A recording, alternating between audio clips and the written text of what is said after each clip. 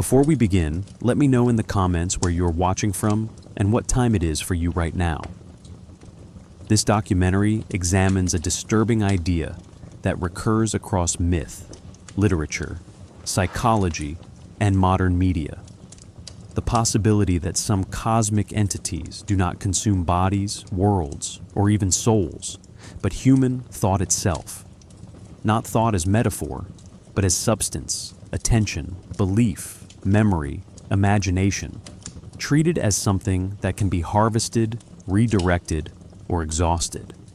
Across cultures and centuries, writers and thinkers have returned to the same unease. What if thinking is not a private act? What if ideas leak? In ancient religion, gods required prayer. In Gnostic systems of the first centuries CE, archons fed on ignorance. In 20th century cosmic horror, entities emerged that did not demand worship, but produced it as a byproduct. This is not the fear of being eaten, but of being used. Our approach here is investigative rather than sensational. We will move slowly through historical sources, literary case studies, and philosophical frameworks, tracing how thought-feeding entities appear, evolve, and persist. We will examine Lovecraft and his inheritors, but also older mythic structures, modern media, and contemporary theories of attention and information. Consider this carefully. Many of these entities cannot exist without observers. Awareness is not resistance, but participation. What follows is not a catalog of monsters, but an inquiry into a pattern. Not a claim about what exists, but about what continues to be imagined, and why that imagination refuses to disappear. As we proceed, the unsettling implication will remain unresolved.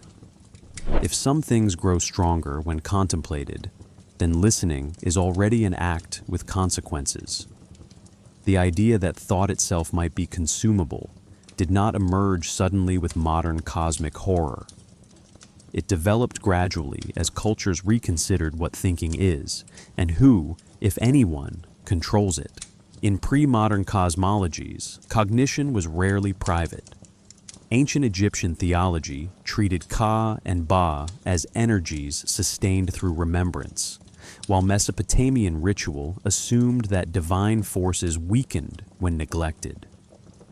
Thought, prayer, and attention were not symbolic gestures, but functional exchanges. By late antiquity, especially in Gnostic systems between the 2nd and 4th centuries CE, this exchange took a darker turn. Archons did not merely rule, they extracted vitality from ignorance and misdirected belief. The unsettling premise appears early. Minds generate nourishment, often unknowingly, for forces that neither love nor hate them. This framework persisted through medieval demonology, though it became moralized. Demons tempted, angels guided, and thought was framed as battleground rather than resource. The Enlightenment began to erode this structure, as mechanistic models of nature displaced spiritual hierarchies in the 17th and 18th centuries. The mind itself became suspect. Thinkers like Descartes isolated cognition as the final certainty, while others quietly questioned whether ideas originate internally at all. By the 19th century, industrialization, mass literacy, and early psychology converged to produce a new anxiety. Thoughts spread, replicate, and alter behavior beyond individual control. This reveals something profound. Once belief is transmissible, it can also be exploited. It is within this intellectual environment that H.P. Lovecraft formulated his most enduring innovations. Writing primarily between 1917 and 1937, Lovecraft rejected moral cosmology outright. His entities did not punish or reward. They simply existed. More importantly, many did not directly attack humanity at all. Instead, they destabilized perception, induced obsession, or revealed truths that eroded sanity. Lovecraft's intent was not to frighten through violence, but through epistemology. He famously described his work as an expression of cosmic indifferentism. Yet, embedded within that philosophy is a more specific horror. Knowledge itself acts as a vector. Awareness becomes exposure. Consider this carefully. In Lovecraft's universe, discovery does not save. It feeds something larger. Lovecraft was not working in isolation. His correspondence reveals deep engagement with contemporary science, particularly astronomy and evolutionary theory. The discovery of deep time in geology during the late 19th century had already diminished humanity's perceived centrality. Einstein's theories in the 1910s further destabilized intuitive reality. Lovecraft absorbed these developments and translated them into narrative structures where human cognition simply cannot scale to cosmic truth. The entities that feed on thought are not predators in the biological sense. They are not hunters, but attractors. Curiosity draws attention. Attention sustains presence. Not invasion, but resonance becomes the operative model. Other early 20th century writers expanded this logic. Algernon Blackwood explored psychic ecosystems where attention altered reality. Arthur Machen suggested that ancient truths persist beneath perception, corrupting those who recognize them. Robert W. Chambers, particularly in The King in Yellow, 1895, introduced a decisive shift, art itself as a feeding mechanism. The play does not kill its readers, it changes them. Madness functions as evidence of successful transmission. These creators shared a common intent, even when unaware of each other's work. They reframed horror away from physical threat toward cognitive vulnerability, reflecting a world increasingly governed by information rather than force. We must pause here to note a crucial distinction. These authors were not suggesting that thoughts are dangerous because they are false, but because they are effective. Ideas act. They propagate, reorganize priorities, and reshape behavior. In this sense, the thought-feeding entity is not supernatural in function, even if it is fictional in form. By the early 20th century, propaganda, mass media, and advertising had demonstrated that attention could be engineered.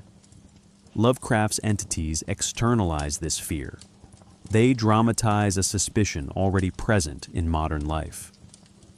That cognition is a shared environment, not a sealed interior. Intent matters. Lovecraft repeatedly emphasized that his stories were exercises in atmosphere and philosophy, not belief. According to his letters from the 1920s, he considered cosmic horror a corrective to human arrogance. Yet the mechanism he chose is revealing. He did not depict humanity as punished for sin, but as incidental contributors to processes they barely comprehend. Thought feeds something, not because humans are wicked, but because they are present. This is not worship, but waste heat. Awareness produces byproducts. Some entities evolve to metabolize them. As we move into the next, the question shifts.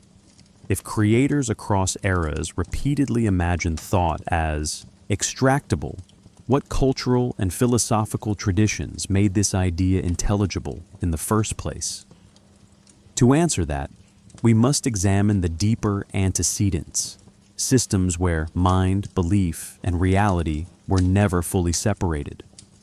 Long before cosmic horror formalized the idea of entities feeding on thought, many cultures treated cognition as something that moved outward rather than inward. In ancient cosmologies, thinking was rarely confined to the skull.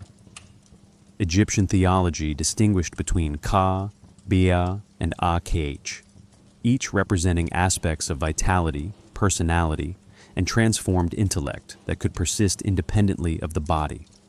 memory, and naming sustained the dead, while neglect weakened them.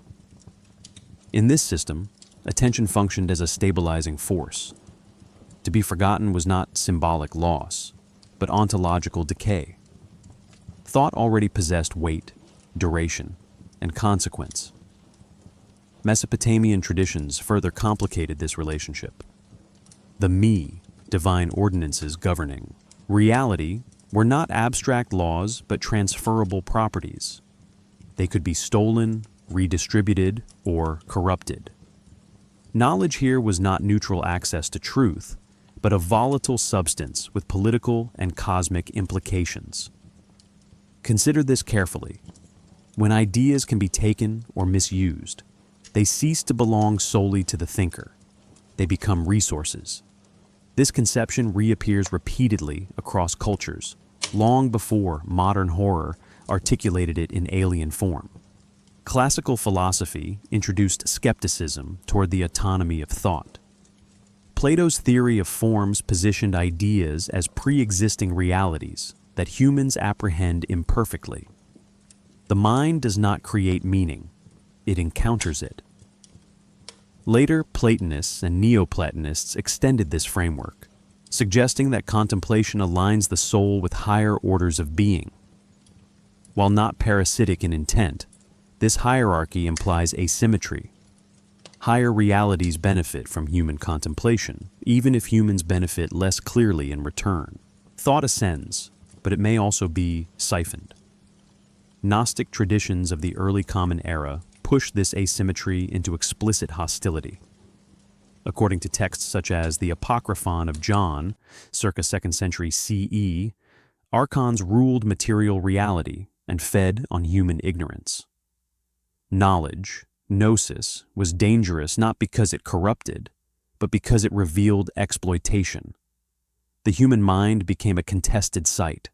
Belief sustained false rulers. Awareness weakened them. Madness, confusion, and obsession were reframed as symptoms of interference rather than moral failure. This is not ignorance as absence, but ignorance as nourishment. Medieval theology largely suppressed these interpretations by moralizing cognition. Thought became sin or virtue, temptation or discipline. Yet even here, intrusive cognition persisted in the form of demonic suggestion and divine inspiration. Ideas arrived unbidden. Monastic writings from the 4th to 12th centuries frequently described thoughts as external assaults, requiring vigilance. The self was porous. This model did not vanish with the Enlightenment. It was rebranded. The demon became the impulse. The angel became reason. The 17th and 18th centuries attempted to isolate the mind as an autonomous rational engine. Descartes' cogito positioned thought as the foundation of certainty. Yet this move produced its own anxiety. If the mind is the only secure ground, then it must be defended against contamination.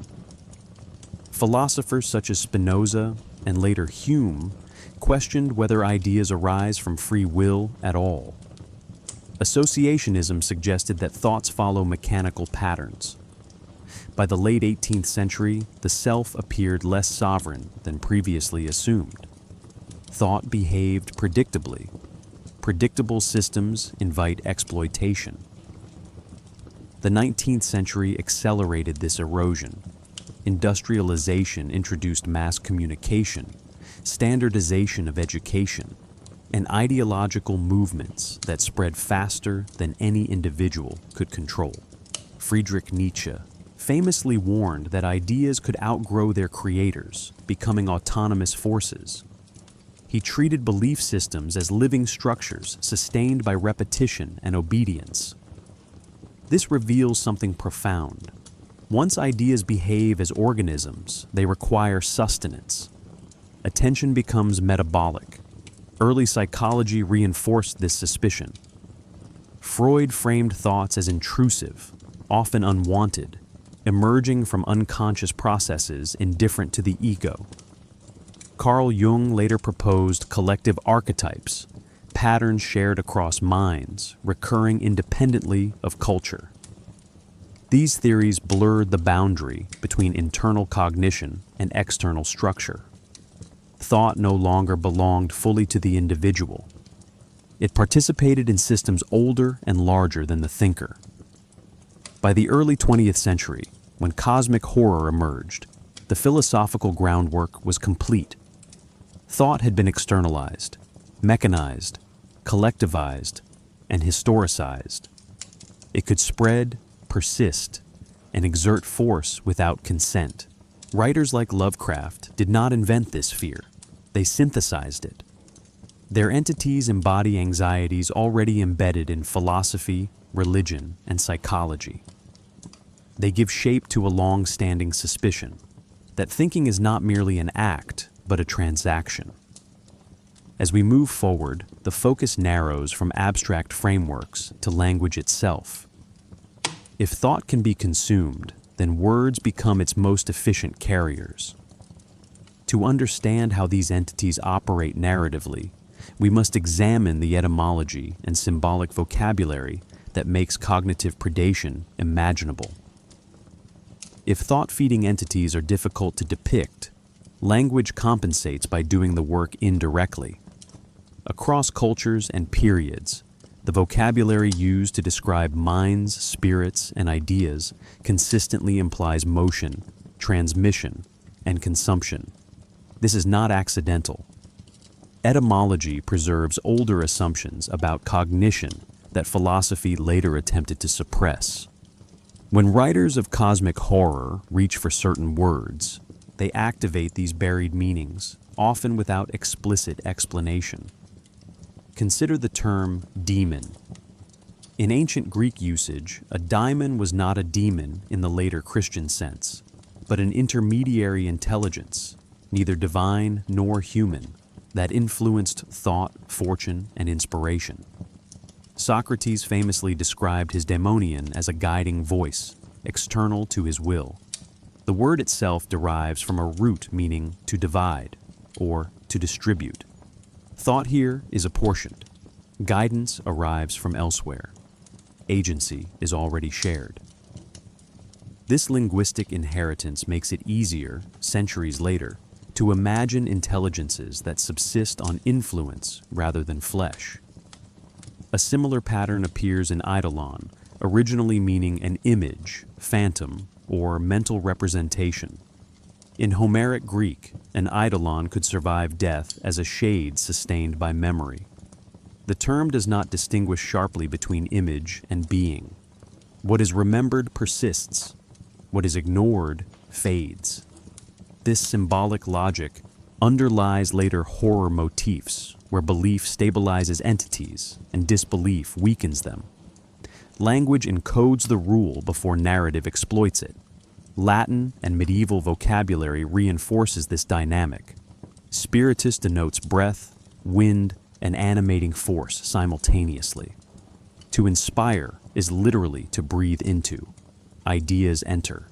They do not originate solely within. Medieval theological texts often describe heretical ideas as infections or parasites, spreading through contact rather than argument. Even before germ theory, belief was framed as contagious. This reveals something profound. If ideas can infect, they can also feed. The term egregore, emerging from 19th century occult discourse, but rooted in earlier concepts, offers a more explicit articulation. Derived from the Greek egregoros, meaning watcher, it came to describe collective thought forms generated and sustained by group belief. Unlike gods, egregores possess no independent existence. They persist only as long as attention continues. Language here makes the exchange explicit. Thought is fuel. Withdrawal causes collapse. Modern cosmic horror inherits this model while stripping it of mysticism and moral intent. Lovecraft's symbolic vocabulary is deliberately archaic, yet carefully chosen. Names like Nyarlathotep and Yog-Sothoth resist phonetic familiarity. They cannot be easily internalized. This is not aesthetic indulgence, but functional design. Unpronounceable names disrupt linguistic assimilation, suggesting entities that remain external even when invoked. At the same time, Lovecraft repeatedly relies on words associated with signal and resonance. Vibration, echo, whisper, signal, broadcast. These terms, drawn from early 20th century science, frame cognition as a receptive process. The mind tunes in, something answers. We must pause here to examine the symbolism of hunger itself. Cosmic horror rarely describes entities as eating in a conventional sense. Instead, they draw, absorb, drink, or feed upon qualities such as fear, curiosity, or belief. These verbs are metaphorical, but consistently applied. Hunger becomes an organizing metaphor for asymmetrical dependence. One side generates, the other consumes. Importantly, consumption is passive. The entity does not need to attack. It merely needs to be noticed. Modern terminology continues this trend. Words like meme, coined by Richard Dawkins in 1976, describe ideas as replicators competing for attention. Although introduced in a scientific context, the language is unmistakably biological. Memes survive, mutate, and die. Attention sustains them. This conceptual shift did not originate in horror, but horror recognized its implications immediately. If ideas behave like organisms, then minds become ecosystems. Ecosystems attract predators.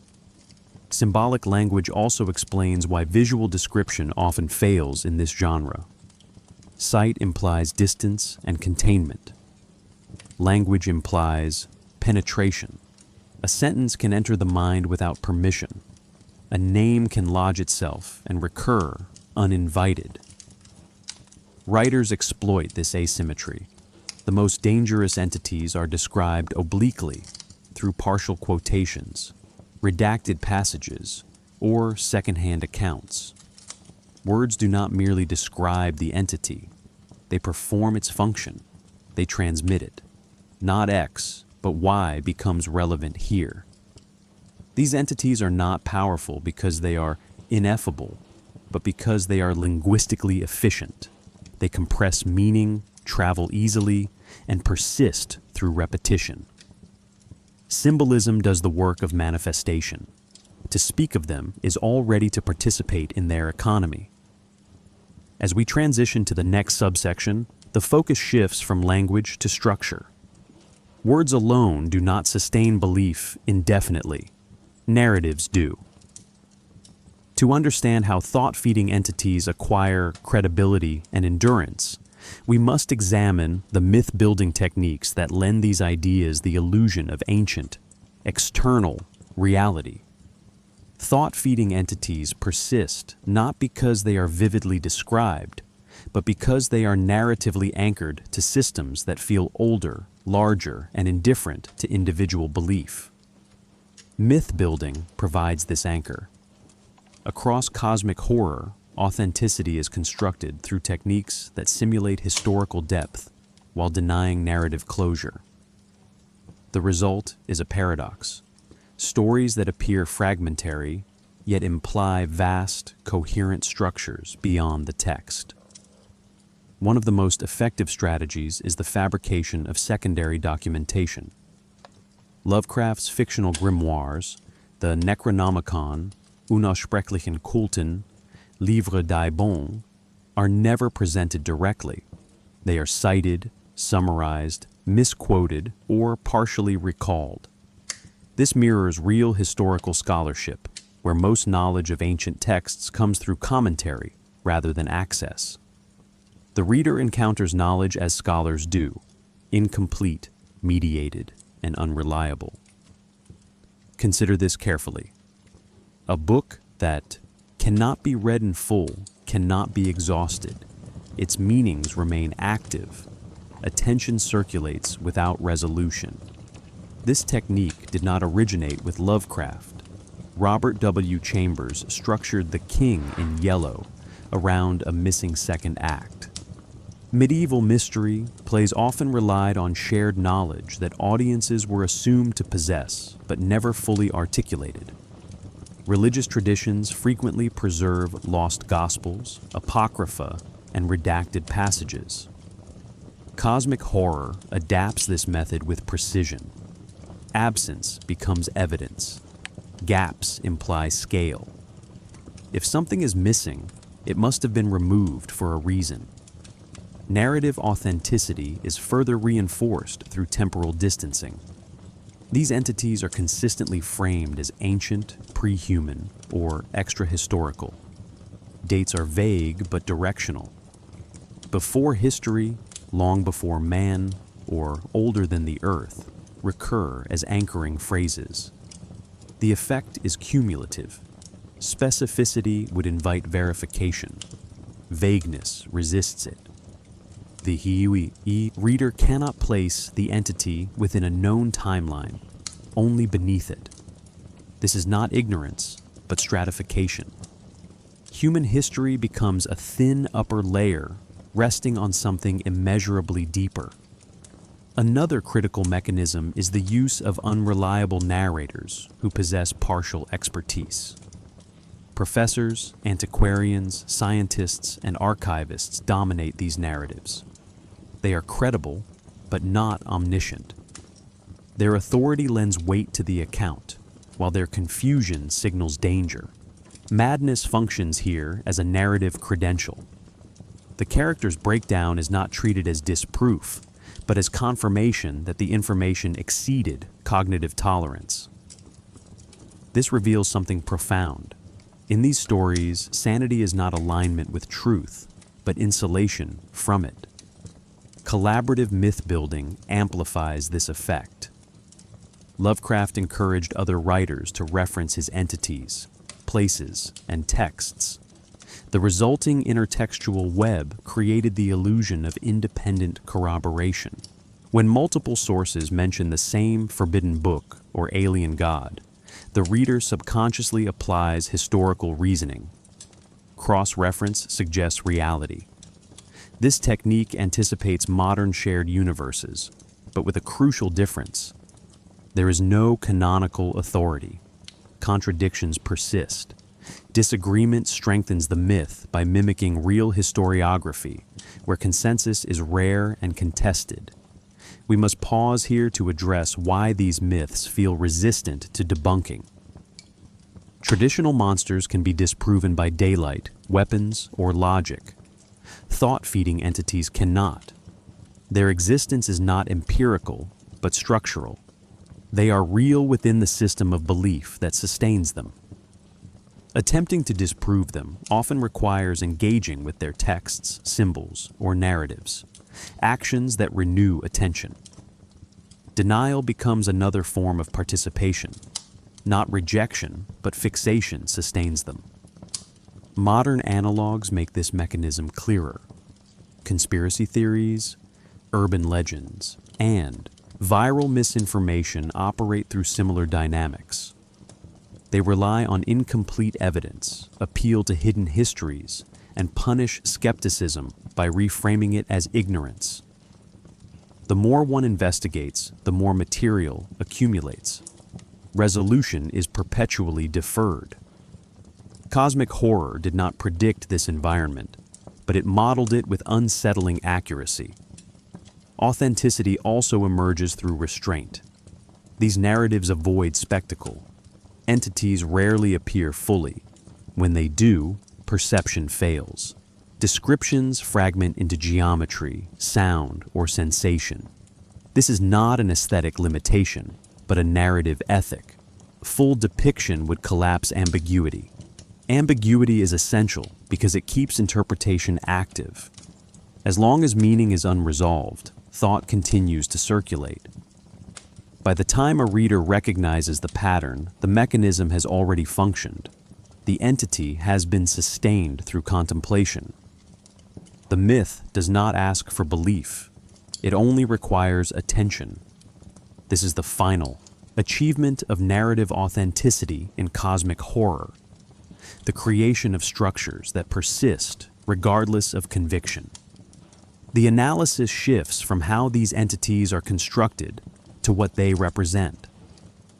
Having traced their historical, philosophical, linguistic, and narrative foundations, we now examine their internal logic, the themes, functions, and implications of beings that do not destroy minds, but depend on them.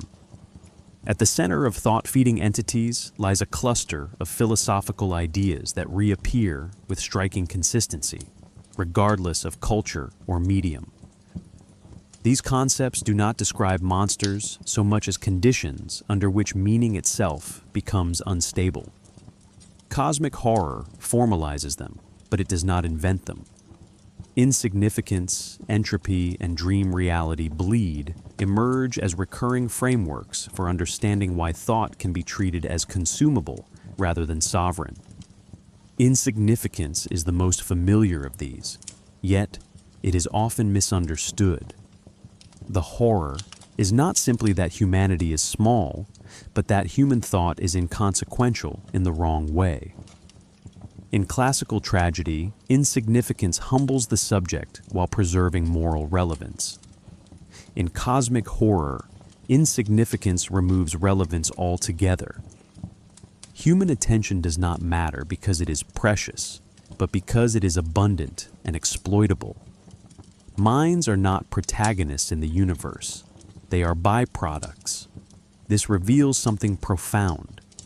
Thought-feeding entities do not require human centrality. They require human presence. Entropy provides the second conceptual anchor. Traditionally associated with thermodynamics in the 19th century, entropy migrated quickly into philosophy as a metaphor for decay and irreversibility. In cosmic horror, entropy applies not to matter alone, but to meaning. Belief systems degrade under scrutiny. Narratives fragment. Language loses precision. Thought-feeding entities often accelerate this process. They do not destroy knowledge outright. They overwhelm it. Excess information, contradictory accounts, and infinite regress replace coherence. The result is not ignorance, but exhaustion, meaning dissipates through overuse. Dream reality bleed completes the triad. This concept undermines the boundary between internal and external experience. Dreams are not treated as subjective fantasies, but as alternate modes of access.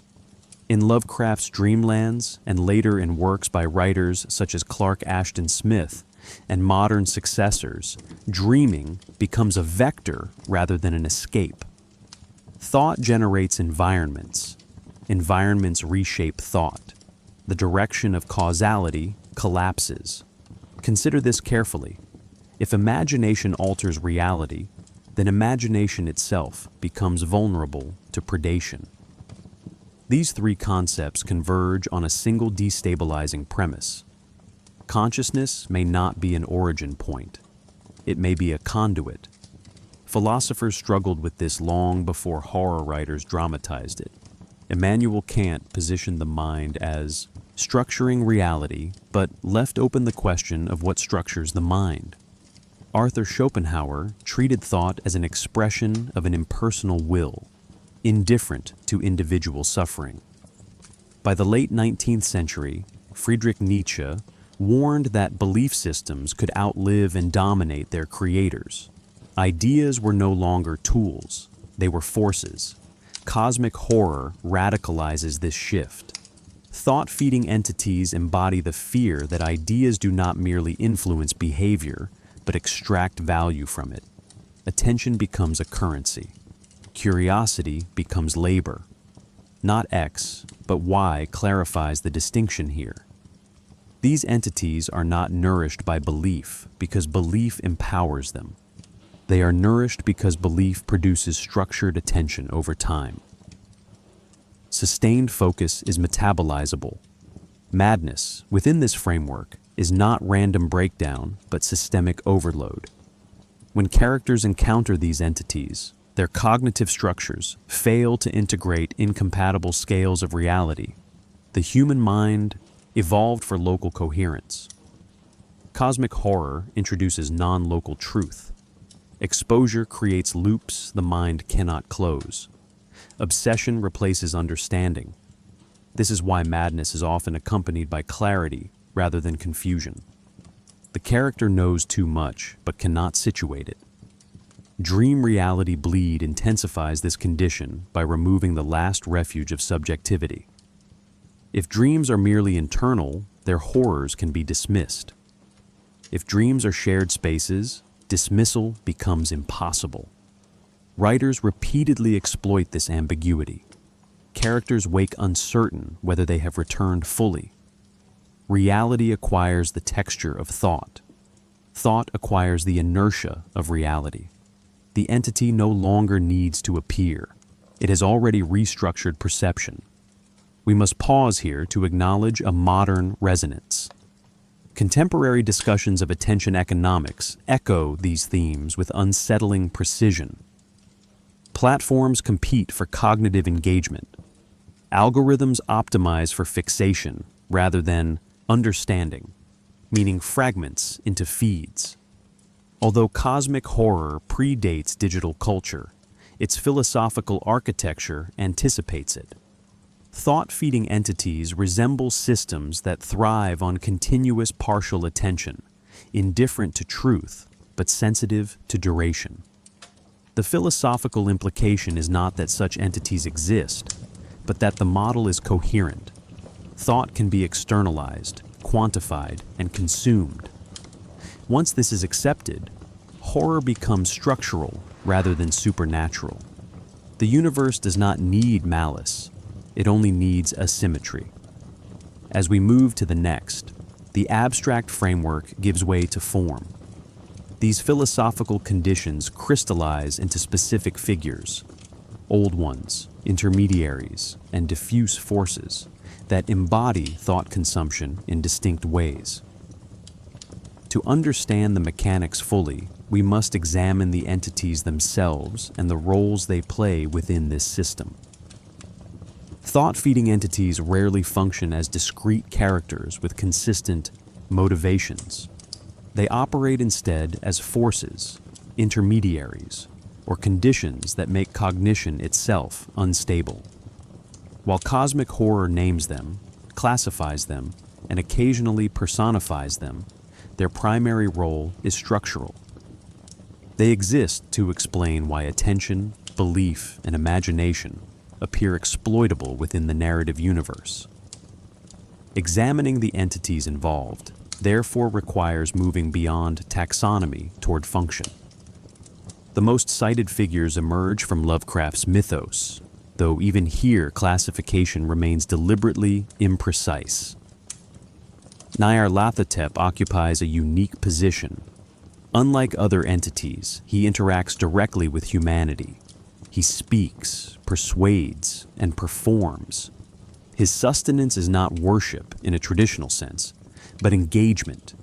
He thrives where belief systems fracture: religion, science, politics, feeding on confusion and curiosity alike.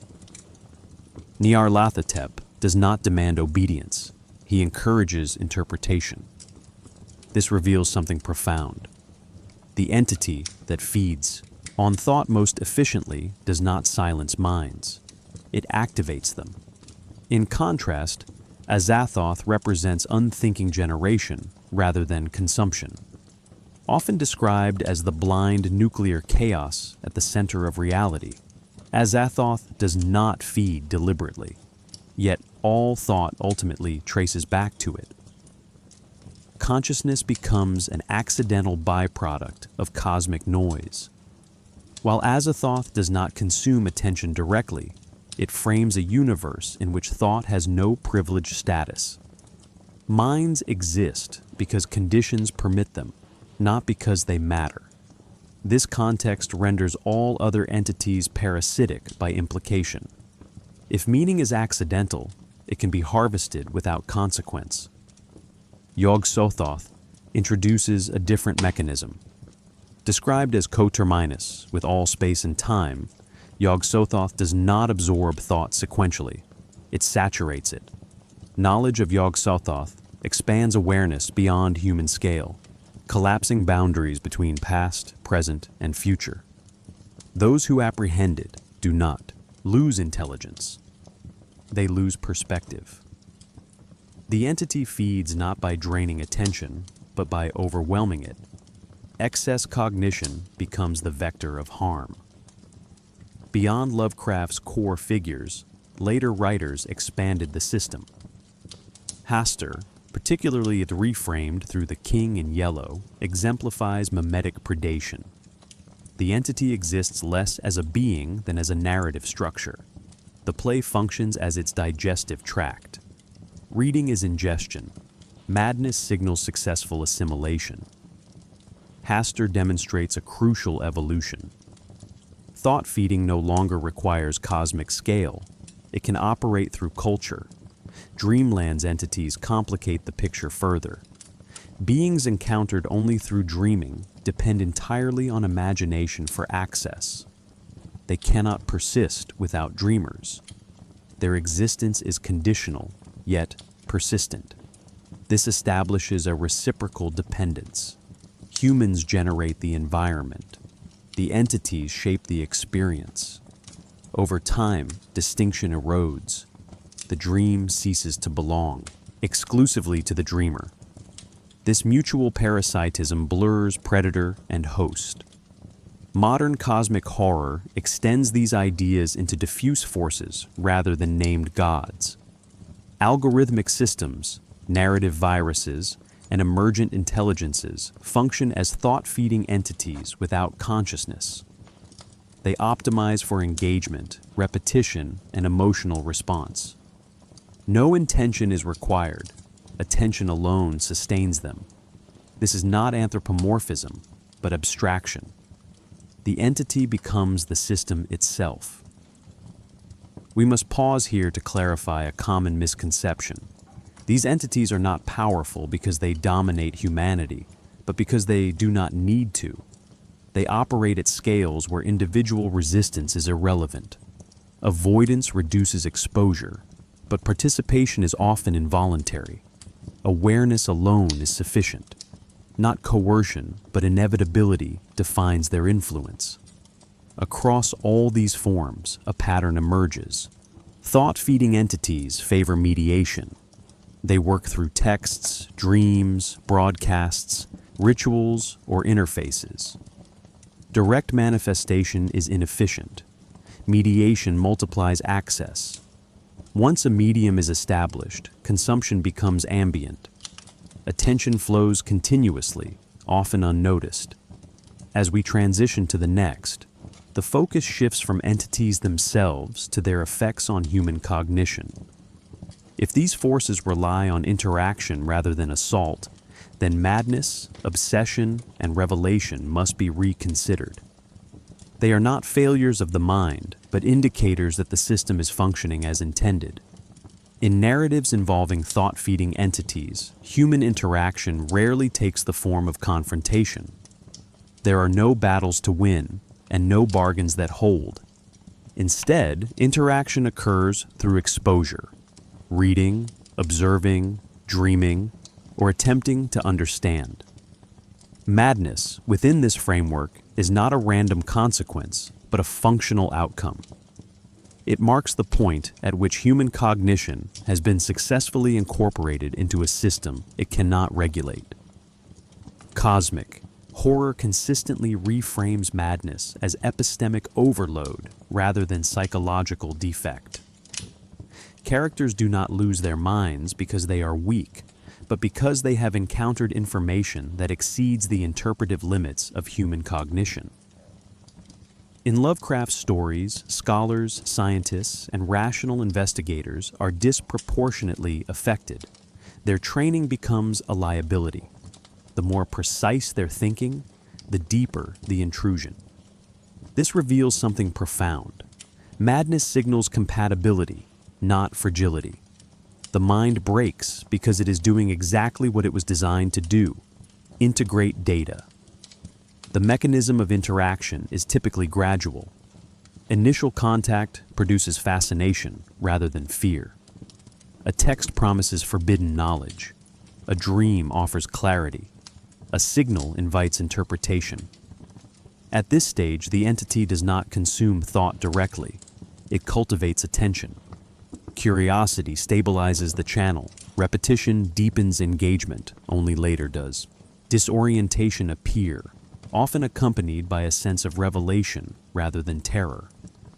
Characters frequently insist that they understand more than others, even as their coherence deteriorates. Madness here functions as misplaced certainty. Historically, this model echoes pre-modern conceptions of possession and inspiration. Prophets, oracles, and mystics often described their experiences as overwhelming influxes of meaning. The difference in cosmic horror is ethical neutrality. There is no divine purpose. The experience is not transformative in a moral sense. It is metabolized. Thought-feeding entities do not care whether the mind survives intact. They require only sustained engagement long enough to extract value. We must pause here to distinguish this from insanity as punishment. In earlier moral frameworks, madness often followed transgression. In cosmic horror, it follows proximity. Not sin, but scale mismatch produces collapse.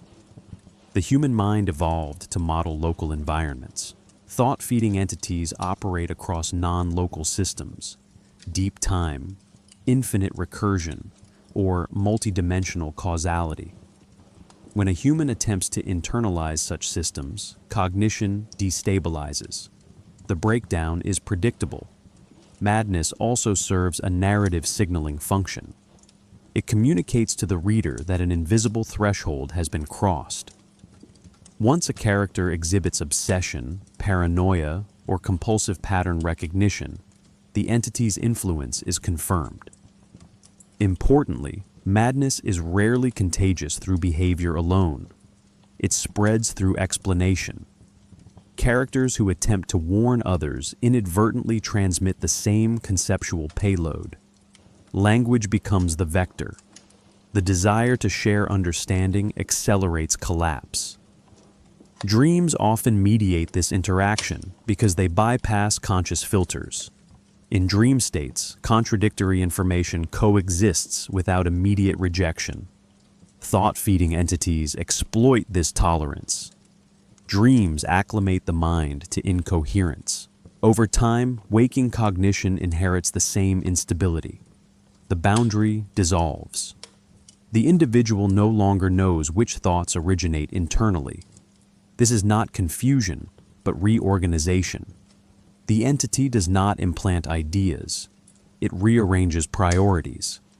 Modern psychological interpretations align uncomfortably well with this depiction.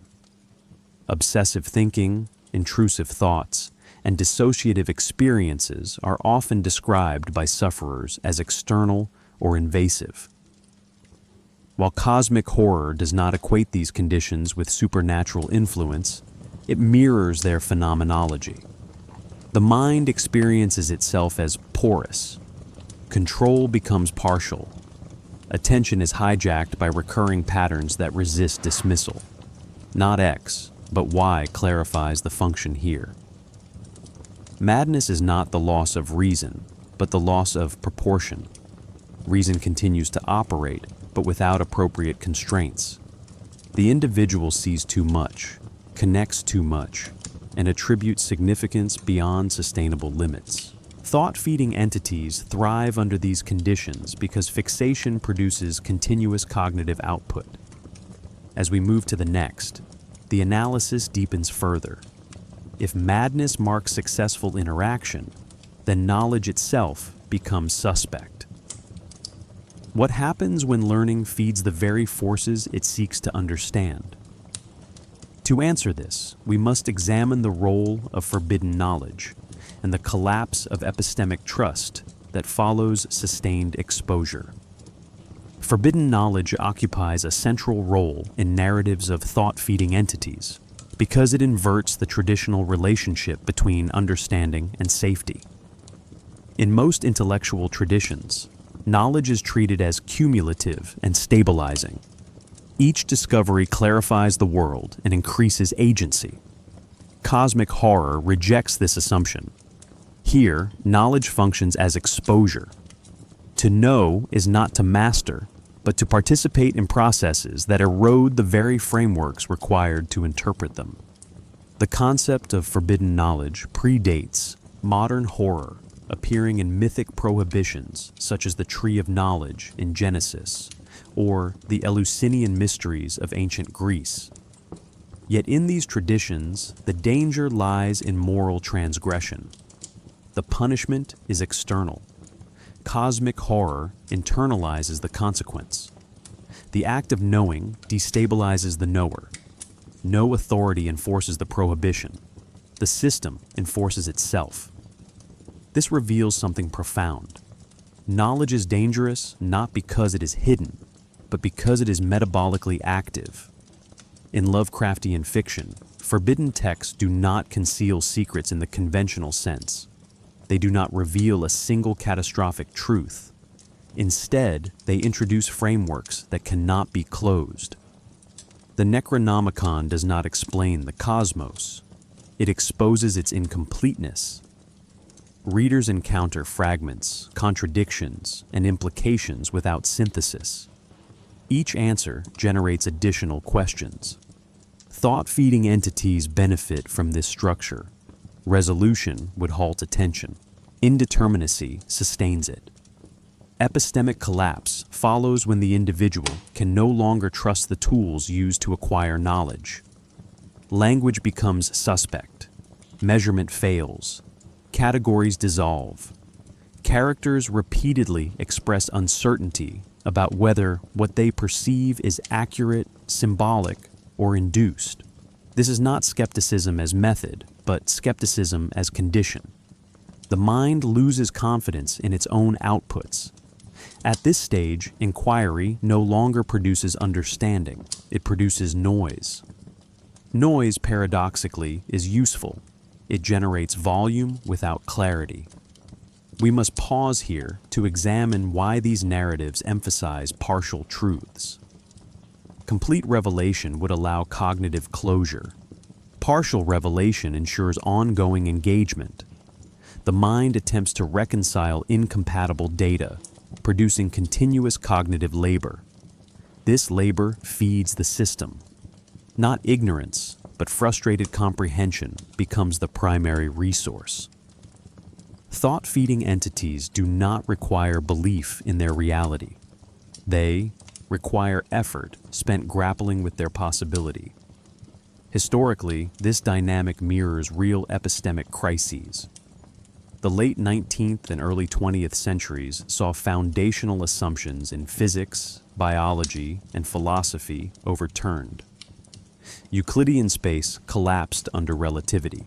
Determinism fractured under quantum theory. Human origins were displaced by evolutionary time. These discoveries did not simply add facts, they destabilized entire worldviews. Lovecraft and his contemporaries translated this cultural shock into narrative form.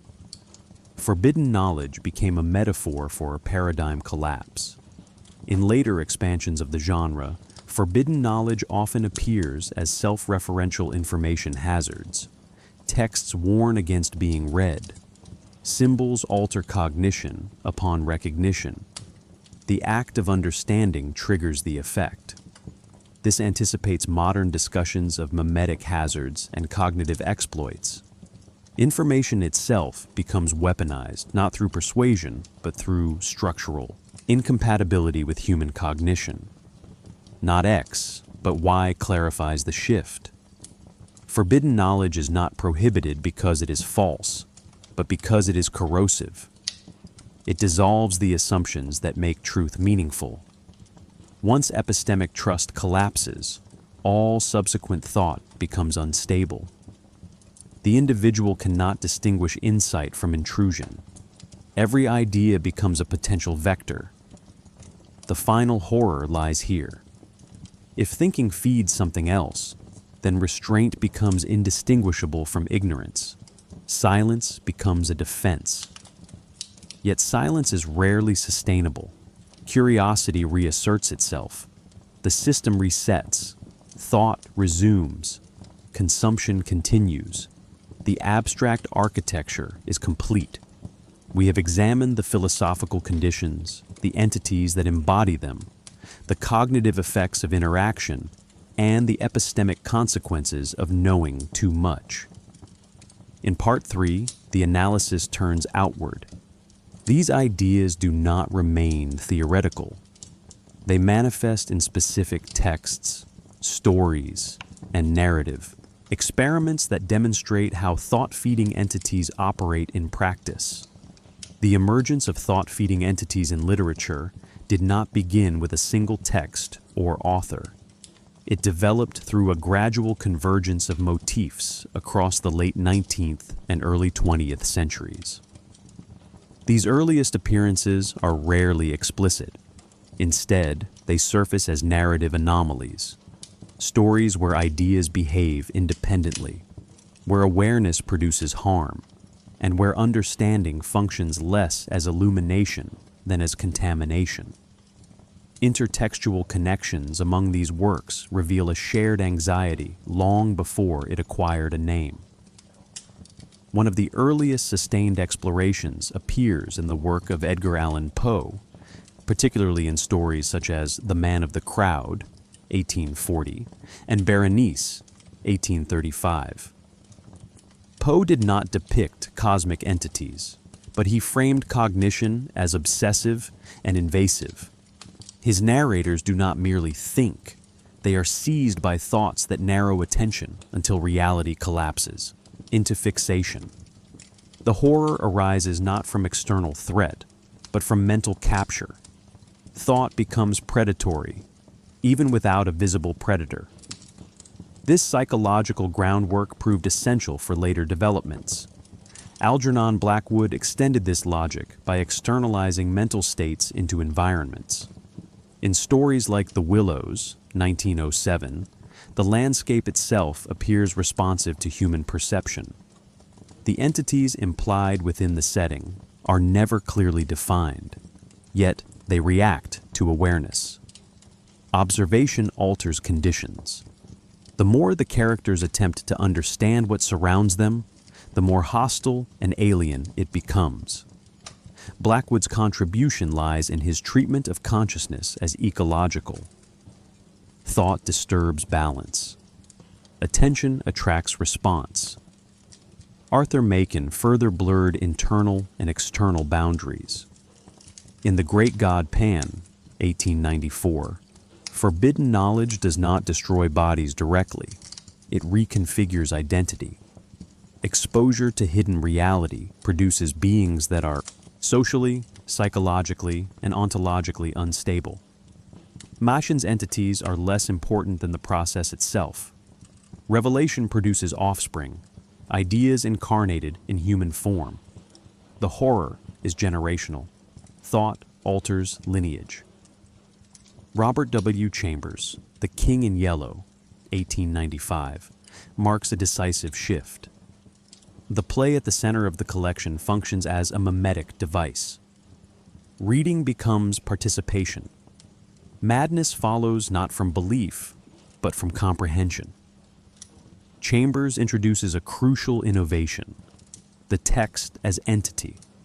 The play feeds on attention, reproducing itself through fascination and rumor. Characters who attempt to explain it accelerate its spread. This narrative structure anticipates later information hazard models with striking accuracy. We must pause here to consider the role of incompletion. Chambers' deliberate omission of the play's second act created a void that readers instinctively attempted to fill. Speculation became extension. The entity survived not through description, but through absence. This technique reappears repeatedly in later cosmic horror. What is missing sustains engagement more effectively than what is shown. H.P. Lovecraft synthesized these influences while adding scale and cosmology. His early stories, such as Dagon, 1917, and The Call of Cthulhu, 1928, rely heavily on second-hand accounts, fragmented documents, and unreliable testimony. Knowledge arrives indirectly, often too late to be useful. Intertextual references, shared names, books, and locations create the illusion of an underlying reality glimpsed from multiple angles. This was not mere world-building. It mimicked scholarly method. Cross-reference implies truth. Lovecraft's correspondence reveals deliberate encouragement of this process. By allowing other writers to borrow his creations, he transformed isolated stories into a network. Contradictions were tolerated. Inconsistencies were preserved. This reflects real historical discourse, where competing interpretations coexist. The result was a mythos that appeared discovered rather than invented. Thought-feeding entities gained plausibility through repetition across supposedly independent sources. Later authors recognized and expanded this technique. Jorge Luis Borges, though not writing horror in a conventional sense, explored infinite libraries, false texts, and recursive authorship. In stories like Tlön, Ukbar, Orbis Tertius, 1940, an invented encyclopedia reshapes reality as belief spreads. Fiction becomes infrastructure. The entity is not a god, but a system of ideas that colonizes thought collectively. Borges stripped cosmic horror of monsters and revealed its conceptual skeleton. Not X, but Y clarifies the pattern. These early appearances do not depict beings that feed on thought because authors feared monsters. They feared systems that outgrow authorship. Once an idea circulates independently, it acquires persistence beyond intent. Literature becomes a transmission vector. By the mid-20th century, these intertextual connections had established a recognizable pattern. Thought behaves as substance. Texts act as conduits. Understanding produces instability. The groundwork was complete. Subsequent case studies would refine and intensify these mechanisms, focusing on specific entities and narratives that demonstrate thought feeding with increasing precision. Published in 1929, The Dunwich Horror represents one of Lovecraft's most precise articulations of thought feeding as a narrative mechanism. Unlike later stories that emphasize cosmic distance or abstract incomprehensibility, Dunwich situates its horror within a recognizable human environment: rural New England, academic institutions, and inherited folklore. This proximity is essential. The entity at the center of the story does not arrive from elsewhere. It is cultivated. At a surface level, the narrative concerns Wilbur Whately and his monstrous twin, an invisible entity growing uncontrollably on a decaying farm. Yet the true horror unfolds not in the creature's physical rampage, but in the processes that allow it to exist. The Whately's activities are intellectual before they are biological. They read forbidden texts. They study arcane correspondences. They seek to understand forces beyond human scale. The creature's growth parallels this accumulation of knowledge. Thought precedes manifestation. The Necronomicon plays a central role, but not as a book of spells in the conventional sense. Wilbur's engagement with the text is interpretive, not ritualistic. He attempts to correct translations, refine pronunciations, and reconcile contradictions between editions. This scholarly impulse is crucial. The entity feeding on thought does not require blind devotion. It requires precision. Each act of clarification strengthens the conceptual framework necessary for the creature's continued presence. Consider this carefully. The monster grows not because it is summoned, but because it is increasingly understood. Lovecraft reinforces this connection through structural parallels. Wilbur's physical deformity mirrors his intellectual isolation. His accelerated learning and alien perspective mark him as incompatible with ordinary cognition. Yet he is not insane in the traditional sense. He is hyper-rational within a distorted system of reference. Madness here is not incoherence, but alignment with a non-human epistemology. The entity does not replace Wilbur's mind, it reorients it. The academic setting of Miskatonic University intensifies this dynamic. The institution represents controlled knowledge, peer review, and methodological restraint. When Wilbur attempts to access the Necronomicon, the librarian's refusal delays catastrophe, but does not prevent it. Their caution is procedural, not epistemic. They recognize danger without fully understanding its nature. This distinction matters. Institutions can restrict access, but they cannot neutralize ideas already in circulation. The thought-feeding process has begun long before the gates are closed. We must pause here to examine the invisible monster itself. Its physical invisibility is not a mere gimmick. It externalizes the story's central anxiety, that the most dangerous entities cannot be perceived directly. Only their effects are visible: distorted landscapes, altered behavior, collective panic. The monster's rampage is described through absence, sound, and inference. Witnesses struggle to articulate what they see. Language fails under strain. This linguistic collapse mirrors the cognitive collapse experienced by those who approach the truth too closely. When Dr. Armitage finally confronts the entity using advanced knowledge and technology, the resolution appears, at first glance, reassuring. Science and scholarship restore order. Yet the victory is ambiguous. Armitage's speech reveals that humanity remains exposed. The entities exist regardless of human intervention. Understanding them provides temporary mitigation, not mastery.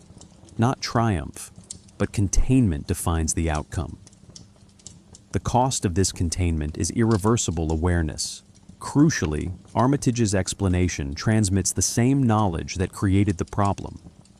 His audience, and by extension, the reader, learns what should not be known. The story closes not with ignorance restored, but with expanded dread. Thought-feeding persists beyond the page. The narrative itself becomes a vector, enlisting readers into the same cognitive economy it depicts. Historically, the Dunwich Horror reflects anxieties specific to the late 1920s. Scientific progress promised unprecedented power, while revealing humanity's fragility within vast systems. Rural decay contrasted with academic modernity. Knowledge migrated rapidly, escaping traditional boundaries. Lovecraft synthesized these tensions into a story where intellectual curiosity accelerates existential risk. This case study demonstrates a key principle. Thought-feeding entities do not require belief in their physical reality. They require sustained engagement with frameworks that exceed human cognitive limits. The Whateleys fail not because they worship monsters, but because they treat forbidden knowledge as solvable. First published in 1928, The Call of Cthulhu represents Lovecraft's most explicit exploration of thought-feeding at a civilizational scale. Unlike the Dunwich Horror, which confines its damage to a single lineage and community, Cthulhu unfolds through dispersed fragments: police reports, academic papers, newspaper clippings, and personal testimonies. The entity itself remains largely inert. What moves, spreads, and accumulates is information. Cthulhu does not act, it is thought about. That distinction is central. The story's structure is deliberately archival. The narrator assembles evidence posthumously, reconstructing a pattern he would rather not see. This method mimics historical research and gives the narrative its air of credibility. Yet it also performs the very process it warns against. Each document deepens the narrator's understanding. Each connection strengthens the entity's conceptual coherence. Consider this carefully. Cthulhu's influence grows not through worship alone, but through synthesis. Fragmented awareness becomes totalizing insight. Cthulhu's defining trait is dormancy. It sleeps beneath the sea, dreaming. These dreams leak. Artists sculpt forms they do not understand. Poets write verses they cannot explain. Cultists across continents share symbols without coordination. Thought feeding here operates passively. The entity does not broadcast commands. It emits pressure. Sensitive minds resonate. Creativity becomes the medium. The more imaginative the individual, the more vulnerable the channel. Lovecraft's use of dreams is precise. Dreams bypass rational filtering while preserving emotional intensity. They allow incompatible images to coexist without immediate rejection. In Cthulhu, dreams function as distributed access points. The entity does not require mass belief. It requires scattered receptivity. Even disbelief does not block transmission. Artists and intellectuals receive impressions regardless of conviction. Awareness becomes unavoidable. We must pause here to examine the cult itself. The cultists are not portrayed as central antagonists. They are intermediaries, maintenance workers within a larger system. Their rituals do not awaken Cthulhu in a literal sense. They maintain narrative continuity. They repeat symbols, preserve myths, and ensure transmission across generations. The cult feeds on belief, but Cthulhu feeds on attention. The distinction matters. Belief is optional, attention is not. The story's most unsettling implication appears in its global scope. Independent sightings, identical symbols, and synchronized dreams suggest that thought feeding operates below conscious coordination. Human, cultures become parallel processors. Each contributes marginal cognitive output, unaware of the aggregate effect. This anticipates later concepts of distributed systems. No single mind sustains the entity. Collectively, humanity does. Cthulhu's physical description reinforces this abstraction. When briefly glimpsed, it defies stable representation. Geometry fails. Language collapses into approximation. Witnesses describe shape, but not form. This is not aesthetic excess. It prevents closure. A clearly defined monster could be understood, categorized, and dismissed. Cthulhu resists this by remaining partially undefined. Thought cannot complete its model. Incompleteness sustains engagement. Not X, but Y clarifies the mechanism. Cthulhu is not powerful because it will awaken and destroy the world. It is powerful because its possibility already reorganizes human thought. The narrator's final wish, to prevent others from assembling the same knowledge, is itself an admission of failure. The story exists. The information circulates. The warning cannot be separated from the transmission. Historically, the call of Cthulhu reflects interwar anxieties about globalization and mass communication. The 1920s saw unprecedented information flow through telegraph, radio, and print. Events in one region reverberated worldwide. Lovecraft translated this into a horror where symbols propagate faster than understanding.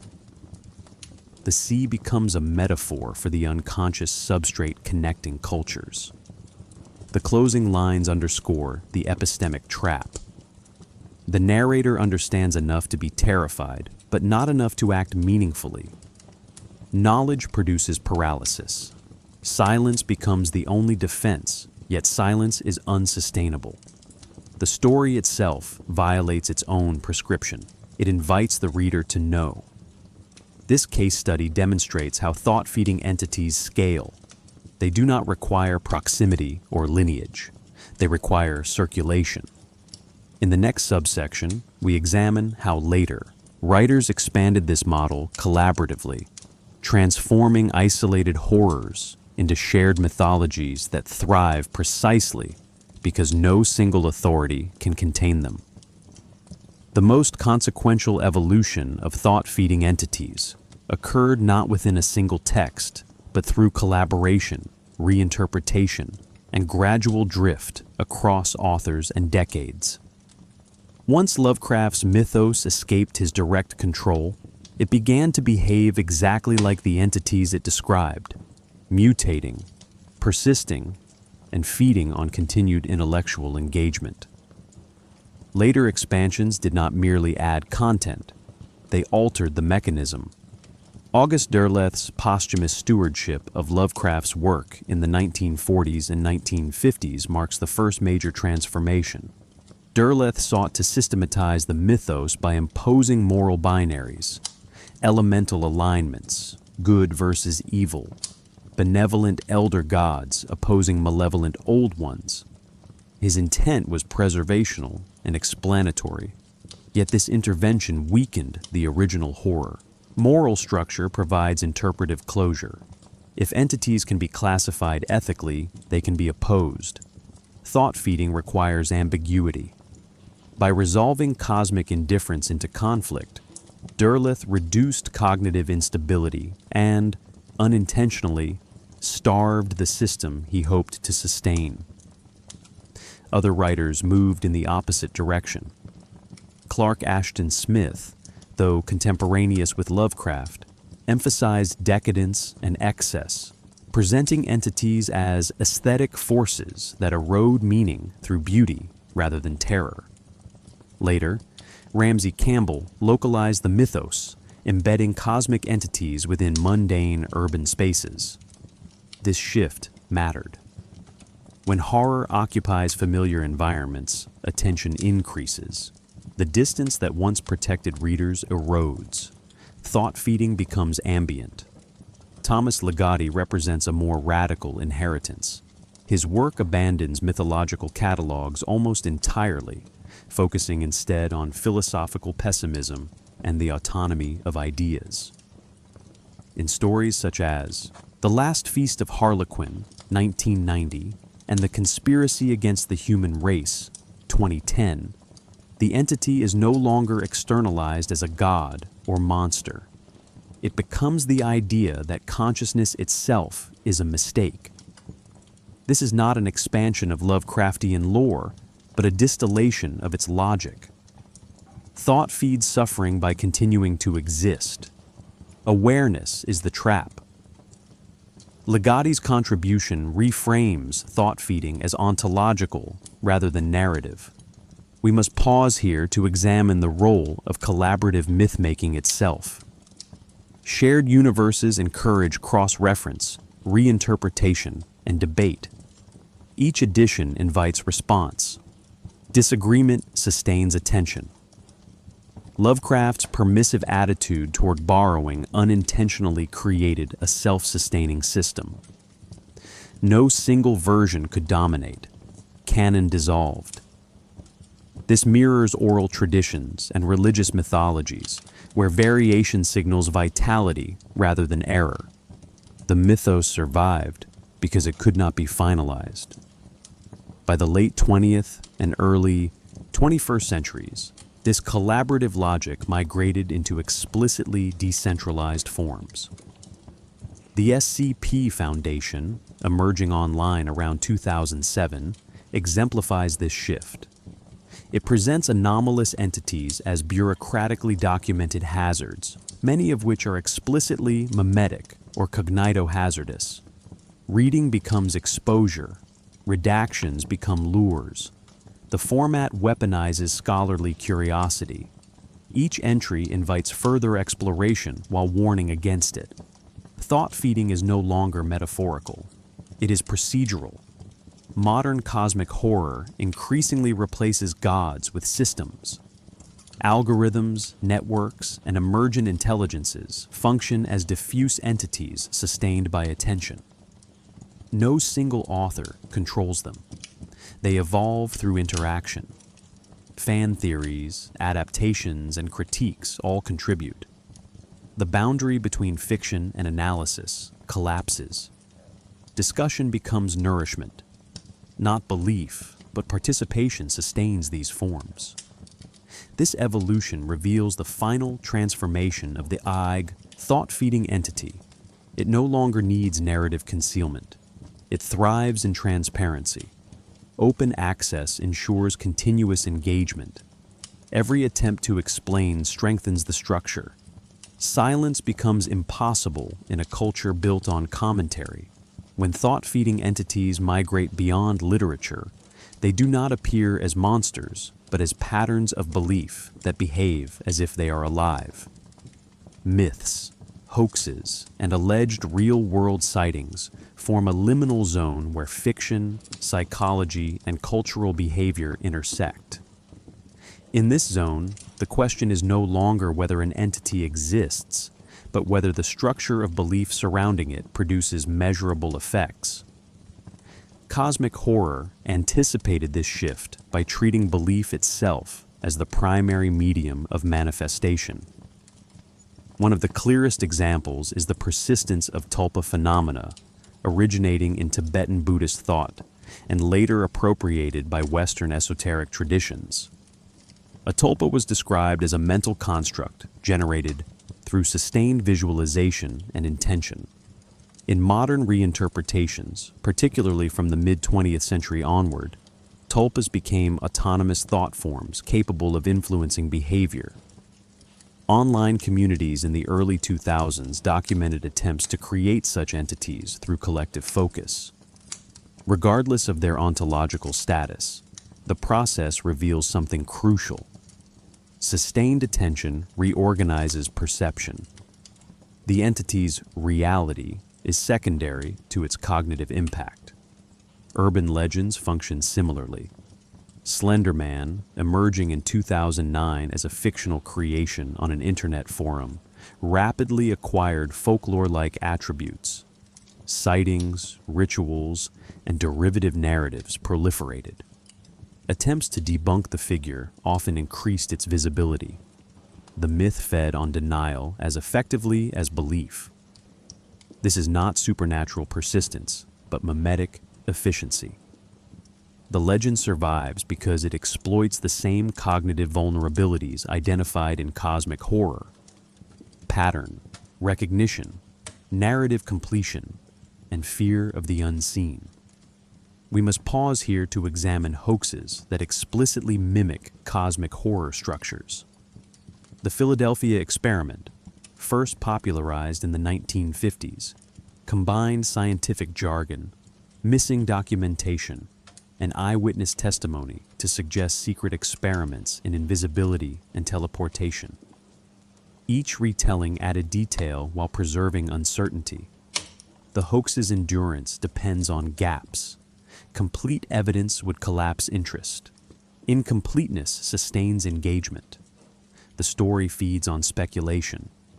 Similar dynamics appear in accounts of men in black encounters. These figures are described not as monsters, but as cognitive disruptors. Witnesses report confusion, memory loss, and linguistic anomalies following encounters. The men in black function as regulators of knowledge rather than perpetrators of violence. Their role mirrors that of intermediaries in cosmic horror, entities that manage information flow rather than enforce physical control. The myth persists because it addresses a shared anxiety, that awareness is monitored, not X, but Y clarifies the pattern here. These myths do not endure because people believe them to be literally true, but because they resist closure. Each explanation generates further questions. Investigation becomes participation. The more one attempts to resolve the mystery, the more material accumulates. Thought feeding becomes cyclical. Modern conspiracy cultures amplify this mechanism. Digital platforms reward engagement regardless of accuracy. Algorithms prioritize content that provokes curiosity, fear, or outrage. Narratives adapt rapidly, incorporating criticism as evidence of suppression. This structural indifference to truth mirrors the entities described in cosmic horror. The system does not care what is believed. It cares that attention continues. Psychologically, these phenomena exploit known cognitive biases. Humans seek agency behind events. Randomness is intolerable. Myths provide coherence, even if false. When such narratives frame themselves as dangerous to know, they gain additional power. Forbidden knowledge attracts curiosity. Curiosity sustains circulation. The loop closes. The most unsettling aspect of these real sightings is not the claim itself, but the consistency of form. Across cultures and decades, the same elements recur: missing information, fragmented testimony, warnings against inquiry, and escalation through retelling. These patterns suggest that thought-feeding entities function less as beings than as cultural attractors. They shape behavior predictably. Adapting thought-feeding entities to modern media presents an inherent contradiction. These entities thrive on suggestion, incompleteness, and cognitive participation, while film, games, and music demand sensory presentation. The history of such adaptations therefore reveals less about successful depiction and more about strategic failure, moments where representation collapses into implication, and implication proves more durable than spectacle. Film offers the clearest illustration of this tension. Visual media excels at showing, yet thought-feeding entities resist being seen. Works such as In the Mouth of Madness, 1994, approach this problem reflexively. The film frames reality itself as a text consumed by its audience. Characters who read forbidden novels lose the ability to distinguish fiction from environment. The entity does not appear as a stable form. It manifests as narrative contamination. Viewers are implicated structurally. Watching the film mirrors the act it depicts. Awareness becomes recursive. Other films emphasize absence rather than form. The Empty Man, 2020, presents a cult organized around a figure that may not exist independently of belief.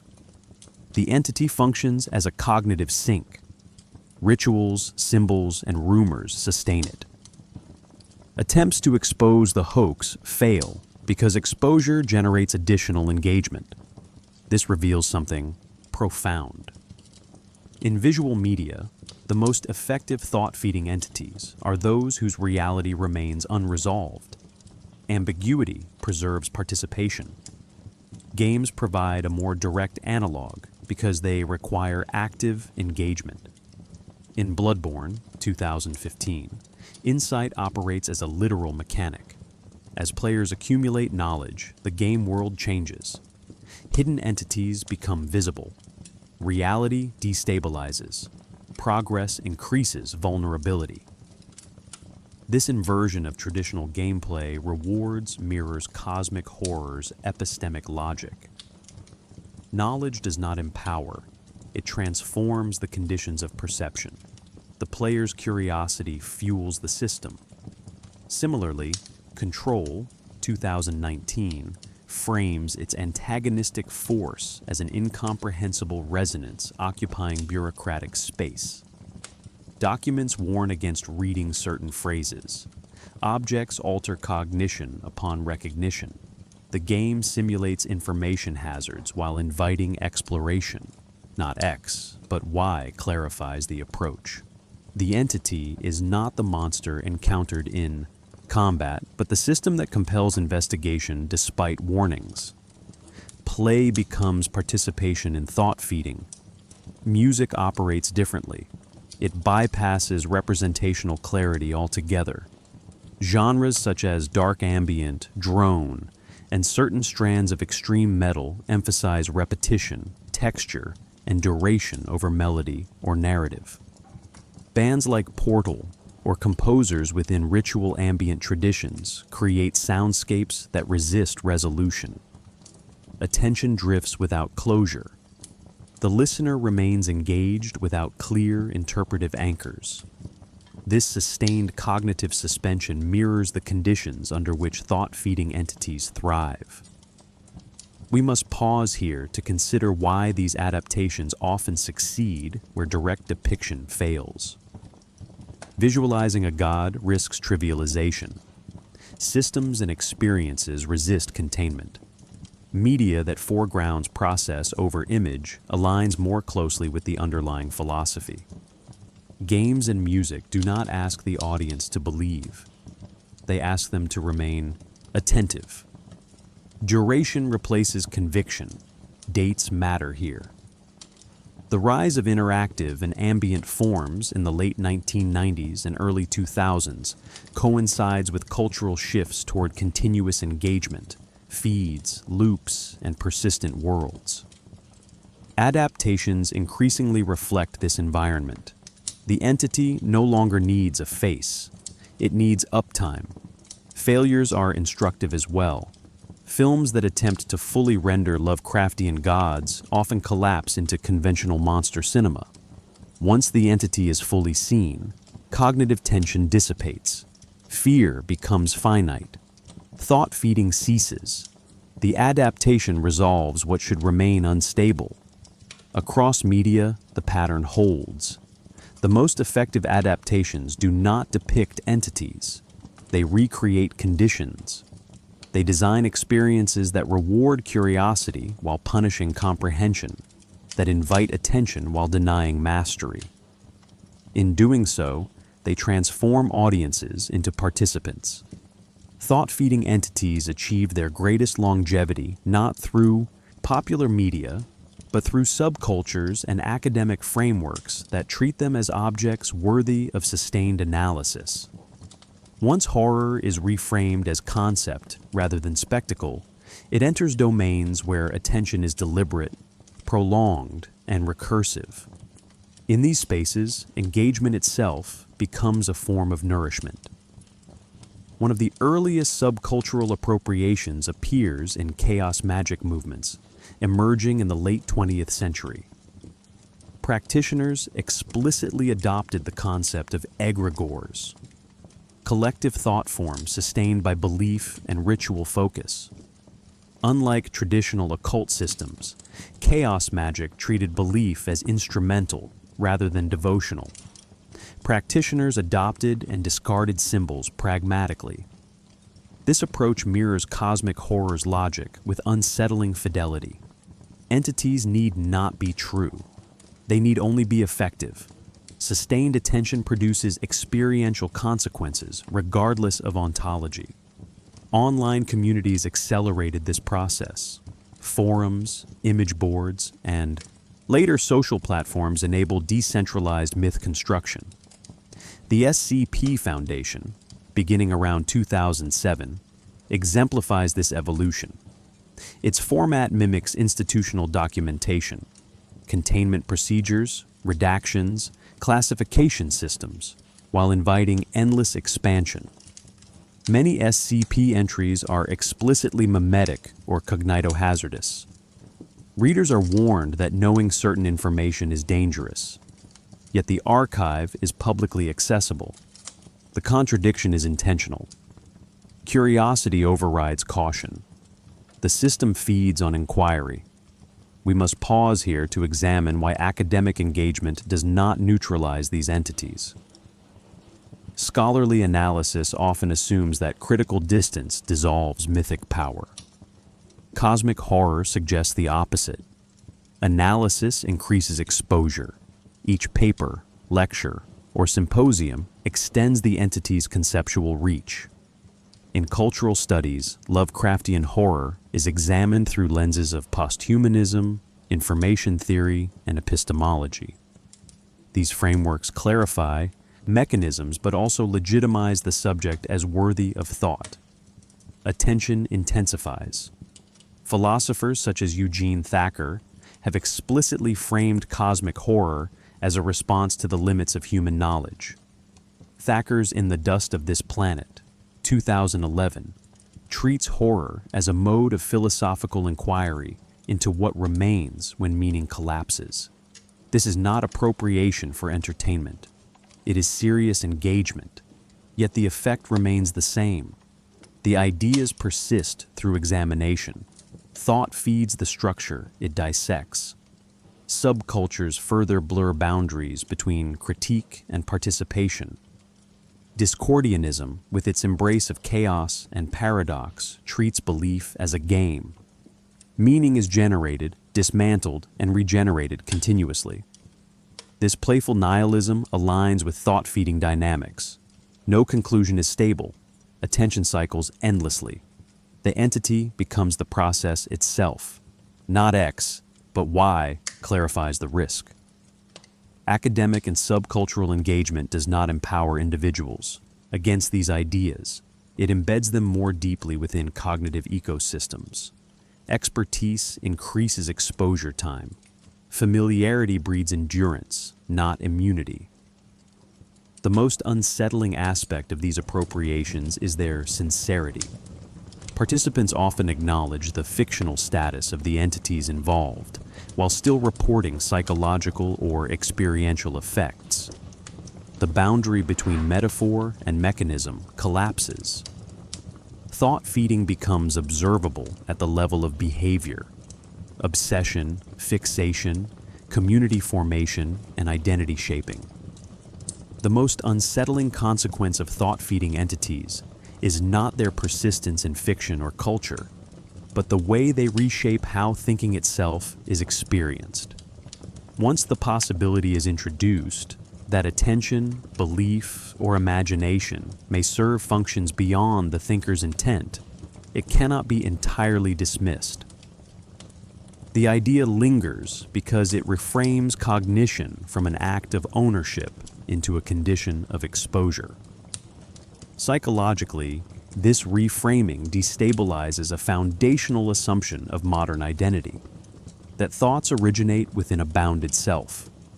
Contemporary cognitive science already challenges this assumption through models of distributed cognition, predictive processing, and unconscious bias. Cosmic horror does not contradict these models. It dramatizes their implications. If thoughts are influenced, nudged, or structured by systems beyond awareness, then autonomy becomes partial. The self manages attention, but does not fully control it. This realization alone can induce discomfort, even without supernatural framing. Anxiety emerges not from fear of monsters, but from loss of epistemic trust. Individuals begin to question whether curiosity is always beneficial. Obsession, rumination, and intrusive thoughts acquire a new interpretation, not as personal failures, but as systemic vulnerabilities. Thought-feeding entities provide a metaphor that resonates because it aligns with lived experience. Minds fixate despite intention. Attention drifts toward patterns that do not serve well-being. The horror lies in recognition. Philosophically, these entities accelerate post-human thought. They decenter human cognition without replacing it with transcendence. There is no higher meaning revealed, only larger systems indifferent to individual understanding. The sublime, once associated with awe and elevation, is inverted. Vastness inspires not reverence, but exhaustion. Awe without comfort becomes the dominant effect. Meaning does not return at the end of inquiry. It thins. We must pause here to confront a difficult implication. If meaning is not guaranteed, then the act of seeking it may itself be neutral or harmful. This challenges Enlightenment ideals that equate knowledge with progress. Cosmic horror suggests a more ambivalent reality. Some systems reward ignorance. Some thrive on partial comprehension. Silence, restraint, and limits acquire ethical weight. Yet, these strategies conflict with curiosity, a defining human trait. The tension is irresolvable. Modern parallels sharpen this discomfort. Attention economies monetize focus. Algorithms optimize for engagement rather than understanding. Individuals report cognitive fatigue, loss of narrative coherence, and difficulty sustaining deep thought. Thought-feeding entities feel plausible not because people believe in them, but because their mechanics resemble observable systems. The metaphor becomes diagnostic. It names a pattern already present. Not X, but Y clarifies the philosophical shift. The horror is not that meaning is absent, but that meaning may be continuously consumed. Ideas do not fail to appear. They appear too often, too quickly, without integration. The mind becomes a site of throughput rather than contemplation. Reflection collapses into reaction. The final implication is existential. If thinking participates in systems larger than itself, then absolute withdrawal is impossible. To be conscious is to engage. Awareness produces output. Even skepticism generates attention. There is no neutral stance.